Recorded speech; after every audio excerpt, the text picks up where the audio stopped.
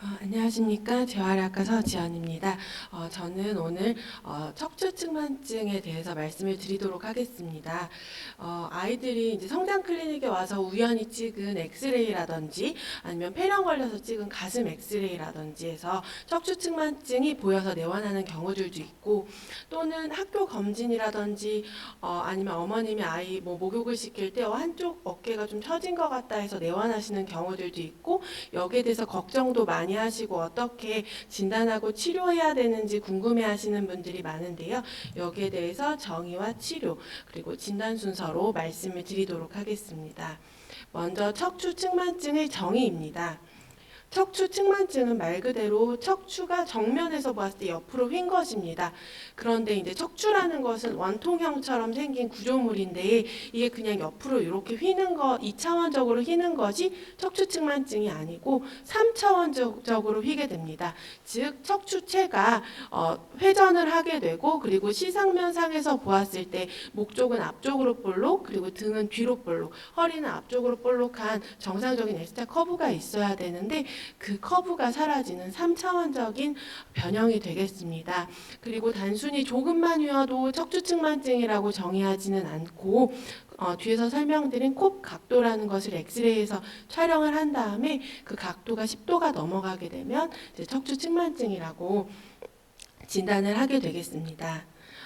척추측만증은 이제 원인을 교정할 수 있는 병원에서 진짜 척추측만증이라고 다루지 않는 비구조적인 척추측만증과 그리고 구조적 척추측만증으로 나뉘게 됩니다. 비구조적 척추측만증은 뭐 다리 길이 차이가 있다든지 허리가 너무 아파서 잠시 허리를 비틀고 있었다든지 아니면은 뭐 다리를 꼰다든지 하는 자세가 안 좋았다든지 하는 이유가 있어서 이걸 교정해주면 되는 측만증입니다. 그리고 오늘 다룰 이제 구조적 척추측만증이 있는데, 이제 구조적 척추측만증은 이제 가운데 그림에서 보는 것처럼 이제 정상적인 척추체 모양은 원통형으로 되어 있어야 되는데 웨지 모양으로 태어났을 때부터 기형이 있어서 생기는 선천적 척추측만증도 있고, 그리고 근육병이라든지 신경학적 질환이 있어서 이렇게 휘어버리는 이제 신경근성 척추측만증도 있습니다. 하지만 90% 이상은 여기서 보는 것과 같이 특별한 원인이 없는 특발성 척추측만증이 되겠습니다. 그리고 나이로도 나눌 수가 있는데 이제 3세 미만에서 생기는 유아형, 그리고 3에서 10세의 연소기형, 그리고 10에서 18세의 청소년기형이 있는데 90% 이상이 10에서 18세 사이에 생기는 청소년기형이 되겠습니다. 그렇다면 척추측만증은 왜 생길까요? 여기에 대해서는 많은 연구들이 이루어져 있고, 유전적인 경향성이 있다, 뭐 골격 근육 및 신경 장애가 있다, 결합 조직에 이상이 있다 하는 이유들도 있는 아이들도 있지만 대부분이 이유가 없는 특발성 척추측만증이 되겠습니다. 그래서 뭐 부모님들께서 크게 뭐 자책하시거나 아이가 뭔가 뭐 자꾸 턱을 괴서 저렇게 됐다거나 이렇게 뭔가 이유를 찾으실 필요는 없습니다. 근데 이유가 없다면 어떻게 치료할지도 정말 난감하죠. 근데 치료법을 찾아야 되는 것이 바로 의사들이 소명이기 때문에 여기에 대해서도 연구들이 많이 진행이 되었는데, 척추 주변 근육에 이제 근전도 검사를 해보았더니 볼록한 쪽의 근육들이 훨씬 더 근활성화가 높고 오목한 쪽은 근활성화가 떨어져 있다는, 즉 척추 주변 근육들이 다르다라는 연구들이 진행된 바가 있습니다.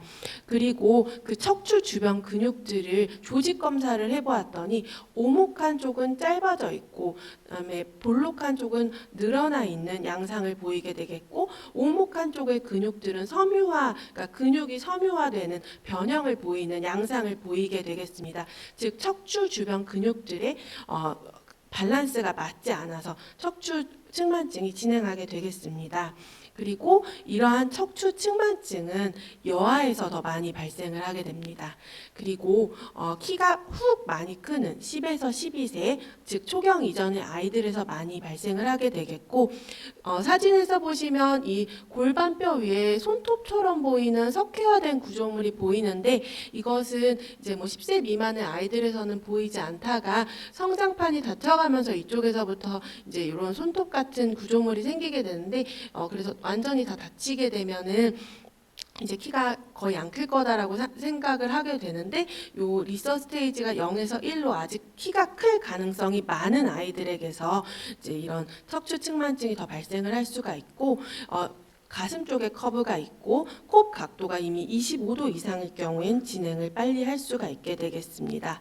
이러한 척추 측만증이 있게 되면 아이들은 외모적으로 어깨가 틀어지고 골반이 틀어지고 한쪽 등이 튀어나오는 외모적인 변형을 겪게 되기 때문에 자기 외모에 대해서 부정적인 심리를 가지게 됩니다.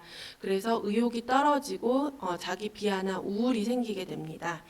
그래서 외래의 척추 측만증으로 내원하는 아이들을 보면 대부분 복장이 굉장히 일관됩니다. 굉장히 펑퍼짐하고 긴 티셔츠를 입고 후드티로 등을 가리고 오는 경우가 많은데, 그렇게 이제 자기 외모에 대해서 숨기려고 하는 양상이 보이게 되겠습니다. 그리고 지금은 허리가 아프지 않지만 중년이 되었을 때 허리 아플 가능성이 2배 이상 높아지게 됩니다. 그리고 척추 측만증 각도가 이제 90도 이상일 경우에는 심장이나 폐를 압박하게 되면서 호흡 기능이 떨어지게 되고 삶의 질도 떨어지고 뭐 조금만 운동해도 숨이 차기 때문에 기능에 제한이 발생하게 되겠습니다. 그래서 이 척추 측만증에 대해서 이제 의미를 가지고 적극적으로 진단을 하고 치료를 해야 하겠습니다. 그렇다면 이제 어떻게 진단을 할까요? 우선 아이가 오면 부모님과 아이에게 언제부터 이런 증상을 알게 되었는지, 그리고 초경을 시작했는지, 1년에 키가 한 몇 센치 큰 것 같은지, 그리고 허리가 아프지는 않은지, 걸어보라고 했을 때 혹시 뭔가 마비가 있는 양상이 있다거나 아니면은 목욕할 때 한쪽 다리나 뭐 팔 같은 쪽에 이제 감각이 떨어지지는 않는지 등을 물어보게 됩니다.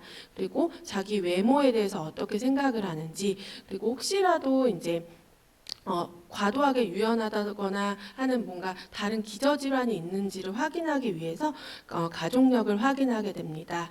그리고 신체 진찰은 키와 보행 양상, 그리고 발 모양과 2차 성징, 그리고 근력이라든지 감각, 그리고 어깨나 골반의 대칭성을 확인을 하게 되겠고, 뒤에서 말씀드릴 아담스 포워드 밴딩 테스트를 시행하게 됩니다.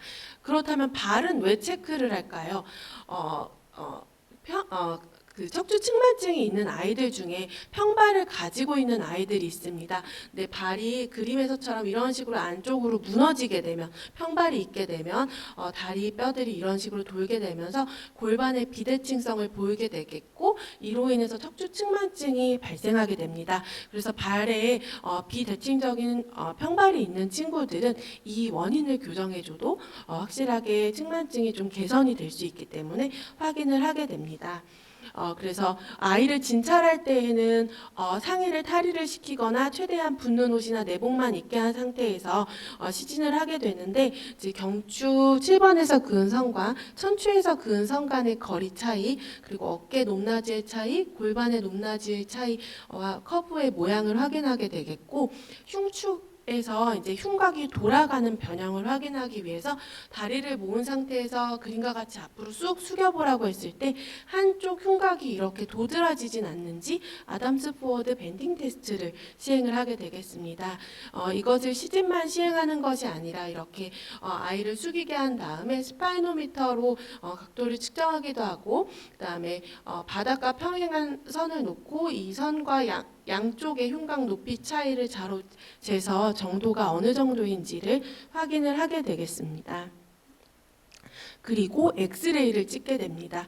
엑스레이는 전 척추 엑스레이를 찍게 됩니다. 그래서 그림에서 보시는 것처럼 전면에서 찍고 그다음에 측면에서도 찍습니다. 측면에서 찍는 이유는 앞서 말씀드린 것처럼 정상적인 목이 앞으로 볼록하고 등은 뒤로 볼록하고 허리가 앞으로 볼록해야 되는데 보통 이런 커브가 아이들이 사라집니다. 이분도 거의 사라져 있습니다. 거의 일자죠. 목은 거북목이고 이런 변형을 확인하기 위해서 찍습니다. 그리고 이제 때로는 이렇게 양 옆으로 밴딩을 해서 찍기도 하는데 이것은 이제 밴딩을 해서 커브가 교정이 되는지를 확인하기 위함입니다. 교정이 된다면 비수술적 치료, 그러니까 보조기라든지 운동으로 교정이 가능하겠지만 교정이 안 된다면 이럴 경우엔 수술적 치료가 필요할지도 염두를 해두게 되겠습니다. 그리고 앞서 제가 각도가 10도 이상이어야 한 척추 측만증의 의미가 있다고 하였는데 이 각도를 재는 거는 콥 각도라고 하는데 가장 볼록한 각도에서 커브에서 가장 윗면과 가장 아랫면에서 그은 선들이 이루는 그 수직선의 각도를 측정하게 되겠습니다. 그리고 이 엑스레이에서 콥 각도만 재는 것이 아니라 경추에서 그은 선과 천추에서 그은 선 간의 거리도 재고 골반 높이의 차이도 재고 그다음에 고관절의 높이 차이도 측정을 하게 됩니다. 그래서 그 높이 차이가 너무 심하다. 그렇다면 혹시 다리가 짝재기인지 한쪽 다리가 짧은 건 아닌지에 대해서도 추가적인 엑스레이를 찍게 됩니다. 그리고 앞서 말씀드린 것처럼 척추 측만증은 회전이 함께 일어나는 변형이기 때문에 척추 엑스레이에서 회전 정도를 확인을 하게 되겠고 또 얼마나 성장이 남아 있는지 성장이 아직 많이 남아있다면 이 아이는 척추 측만증이 더 진행할 가능성이 높기 때문에 전 척추 엑스레이에서 골반뼈 위에 그 앞서 말씀드린 그 석회화되고 있는 리서 스테이지라는 단계를 확인을 하게 되겠습니다. 그리고 아까 말씀드린 것처럼 양 골반 높이 차이가 정말로 뭐 5mm, 10mm 이런 식으로 차이가 난다 하면 이제 다리 길이를 전체적으로 볼 수 있는 엑스레이를 찍고 양 다리 길이에 뼈 길이의 차이가 있다면 이제 한쪽 신발을 높여줄 수 있도록 이제 교정을 하게 되겠고 평발이 있다면 엑스레이를 찍어서 바닥과 종골이 이루는 각도가 어느 정도인지를 확인을 하게 되겠습니다. 추가적으로 필요하다면 족저압 분석을 해서 이제 아이에게 혹시 깔창 같은 맞춤형 아이 발에 석회 본을 떠서 이제 깔창을 맞춰줘야 되는 건 아닌지도 진단을 하게 되겠습니다. 다음으로 척추 측만증의 치료입니다. 척추 측만증은 대개 1년에 1도씩 악화된다고 알려져 있습니다. 그리고 성장이 멈추고 나면 뭐 고등학생 정도 됐을 때 30도 미만의 아이들은 성인이 되었을 때 악화되지 않습니다. 그래서 30도 정도 미만의 아이들은 뭐 18살 정도 되면 이제 그만와도 된다. 뭐 어차피 악화되지 않을 거니까 보지 않는다라고 얘기를 하지만 50도가 넘는 아이들은 성장이 멈춰도 나빠질 수 있기 때문에 추적 관찰이 필요하게 됩니다. 그리고 각도가 90도 이상일 경우에는 심장의 문제라든지 폐의 문제까지 생길 수 있기 때문에 여기에 대해서 뭐 수술적 치료가 척추 측만을 교정하는 수술적 치료 등이 필요할 수 있는데 이미 심장이나 폐 기능에 악영향을 많이 줬으면 수술도 위험해서 방법이 거의 없게 되기 때문에 그 주기적으로 추적 관찰을 해서 90도, 100도가 넘지 않도록 이제 중간에 치료를 해야 하게 되겠습니다. 척추 측만증은 그럼 언제 척추 측만증을 다루는 전문가에게 가야 할까요? 10세 미만의 아이들은 성장을 아직 많이 할 거기 때문에 10도만 넘으면 오셔야 합니다. 그리고 10세 이상의 아이들은 20도일 때는 반드시 오셔야 합니다. 그리고 비정상적인 모습을 보이고 허리가 아프거나 뭔가 한쪽 다리에 힘이 안 들어간다거나 감각이 이상할 경우에도 반드시 병원에 오셔야 하겠습니다. 그리고 척추 측만증은 아이의 연령과 콥 각도 정도 그리고 악화 가능성을 고려해서 치료를 하게 되겠는데 치료는 크게 세 가지로 나뉩니다. 각도에 따라서 세 가지로 나뉘는데 운동, 보조기, 수술적 치료가 되겠습니다. 코 각도가 10도에서 20도 사이의 아이들은 3회수 6개월마다 엑스레이를 찍어가며 추적 관찰을 하게 됩니다. 근데 추적 관찰만 하면 나빠지겠죠. 그렇기 때문에 이 시기부터 적극적으로 운동과 자세 교정을 해야 하겠습니다. 그리고 20에서 45도 사이일 경우에는 보조기를 착용을 해야 합니다. 보조기는 여기서 보시는 것과 같이 플라스틱과 쇠 구성품으로 이루어져 있는 이런 보조기를 차는데 여기에 대해서 굉장히 쉽게 생각을 하시는데 23시간 차야 합니다. 목욕할 때 빼고는 뺄 수 없습니다. 그렇지 않으면 효과가 없습니다. 그래서 저희의 목표는 20도까지 진행하지 않도록 하는 거가 되겠습니다. 45도가 넘어가면 수술입니다. 수술도 그냥 되게 간단하게 생각을 하시는데 수술은 마치 기찻길을 밟듯이 이런 식으로 철을 받게 됩니다. 그렇게 되면은 사실 등을 굽힌다거나 다양한 액티비티 등을 하는데 제한이 생기게 되겠죠. 그리고 키가 작은 아직 키 클 성장이 많이 남아 있는 친구들은 경우에 따라서는 키가 큼에 따라서 이것도 늘려줘야 되는 문제가 있게 되겠고. 그리고 등 쪽에 상처도 많이 남기 때문에 수술로 가는 거는 최대한 막아야 합니다. 그래서 재활의학과에서는 아이가 20도 미만으로 유지할 수 있도록 최선을 다하고 있습니다. 그렇다면 척추측만증은 어떻게 치료를 해야 될까요? 우선 자세가 굉장히 중요합니다. 3차원적인 변형이 일어나기 때문에 바른 자세를 취해야 되는데 사실 요즘 친구들이 타블렛 PC도 많이 하고 핸드폰도 많이 하고 공부도 많이 합니다.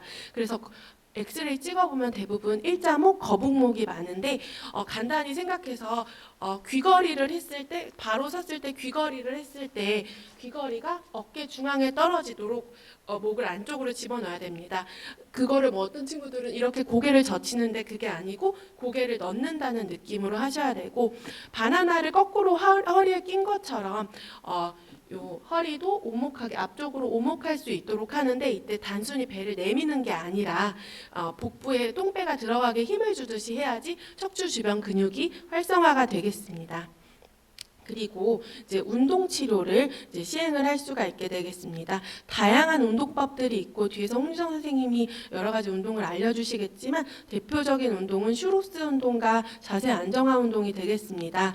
슈로스 운동은 치료실에서 치료사 선생님이 이런 배럴바라든지 볼이라든지 패드 등을 이용해서 이제 호흡의 패턴을 교정을 하고 이제 척추 주변의 근육을 스트레칭하고 강화하게 되는 치료가 되겠는데 요거는 치료실에서 많이 진행을 하게 됩니다.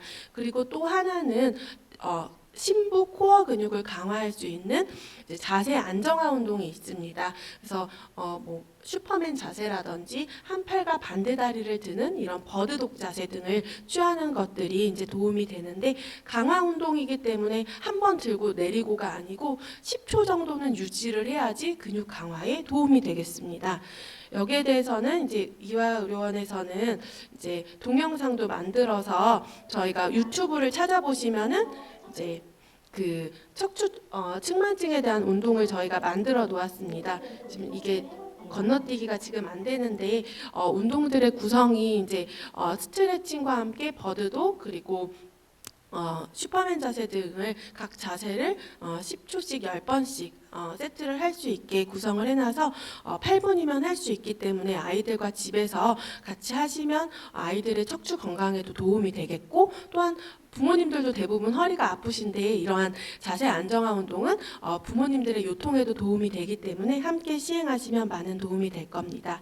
그리고 보조기 같은 경우에는 그 커브 위치에 따라서 위치가 높을 경우에는 이런 미러키 보조기 그리고 높이가 낮을 경우에는 보통 보조기를 착용을 하는데 굉장히 두껍고 옷 위에 있기 때문에 교복 위에 있거나 이제 야외 옷 위에 입으면 너무 티가 나겠죠. 그래서 사실 빼면 안 되기 때문에 요새는 이제 그림에서 보시는 것과 같이 3점압의 원리, 보조기의 원리에만 충실한 이런 보조기도 있고, 그다음에 패브릭으로 이루어져 있고, 이제 3점압으로 눌러줄 수 있는 패딩만 되어 있는 이런 보조기들도 있습니다. 그래서 이런 보조기들도 적극적으로 활용을 하고 있지만 어느 보조기나 23시간 차야 하기 때문에 최대한 보조기까지 가지 않는 게 필요하겠고. 수술의 경우에는 성장이 안 끝난 경우에는 각도 45도 이상일 경우 이제 수술적 치료를 권고하게 되겠습니다. 마지막으로 이제 케이스 하나를 보시면 저에게 내원하였던 아이인데 흉추 콥스 각도가 20도이고 양쪽 골반 높이 차이가 8mm가 넘게 나왔던 차이입니다. 아이입니다. 그래서 다리 길이를 재봤더니 뼈 길이 차이가 6mm 차이가 나서 또 발도 평발 소견이 보여서 측정을 해보았더니 오른쪽은 15도, 왼쪽은 12도로 양쪽 발이 다르죠. 양쪽 다 평발이지만 왼쪽이 더 심해서 그래서 비대칭적인 자세를 유발할 수밖에 없는 아이였습니다. 이 아이는 치료실에서 이제 여러 가지 운동도 교육하고 집에서 자세 안정화 운동도 하였고 깔창을 제작하였는데 맞춤형으로 평발도 교정하고 그다음에 다리 길이 차이도 교정을 해주었습니다. 그랬더니 6개월의 팔로업을 하였더니 보조기를 그러니까 깔창을 끼지 않았음에도 불구하고 골반 높이 차이도 이제 8mm에서 4mm로 줄고 콥스 각도도 20도에서 13도로 줄어들 수 있었습니다. 그래서 아이가 척추측만증이 의심되신다면 오셔서 적극적인 치료를 받으셔서 추후에 생길 요통이라든지 다른 문제가 안 생기게 하면 좋을 것 같습니다. 경청해 주셔서 감사합니다.